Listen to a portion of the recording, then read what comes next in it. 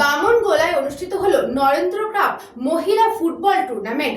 উত্তর মালদার হবিবপুর বিধানসভার বামনগোলা হাই স্কুল মাঠে এই নরেন্দ্র কাপ ফুটবল টুর্নামেন্ট অনুষ্ঠিত হলো। এদিন সকাল থেকে শুরু হয়ে জাতীয় পতাকা উত্তোলনের মধ্যে দিয়ে অনুষ্ঠানের শুভ সূচনা হয়। এদিন এই অনুষ্ঠানে উপস্থিত ছিলেন মালদা জেলার নরেন্দ্র কাপ ফুটবল টুর্নামেন্টের আয়োজক বিজেপির উত্তর মালদা সংগঠন কমিটির সভাপতি প্রতাপ সিং, হবিবপুর বিধানসভার বিধায়ক জোয়েল মুর্মু, বিজেপির উত্তর মালদা জেলার সহ সভাপতি বীণা কীর্তনিয়া, হবিবপুর ব্লক কমিটির সভাপতি সহ বিশিষ্ট ব্যক্তিবর্গ।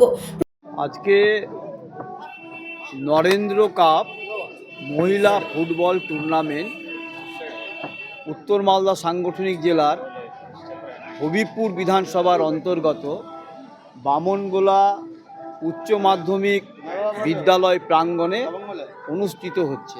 সারা ভারতবর্ষে মহিলারা যে সমস্ত জায়গাতে অগ্রণী ভূমিকা পালন করছে একবিংশ শতাব্দীতে, আর সেইটা এই ফুটবল ক্রীড়া প্রতিযোগিতার মাধ্যমে তাদের যে খেলার কৌশল, প্রতিভা, সমস্ত কিছু কিন্তু প্রস্ফুটিত হচ্ছে।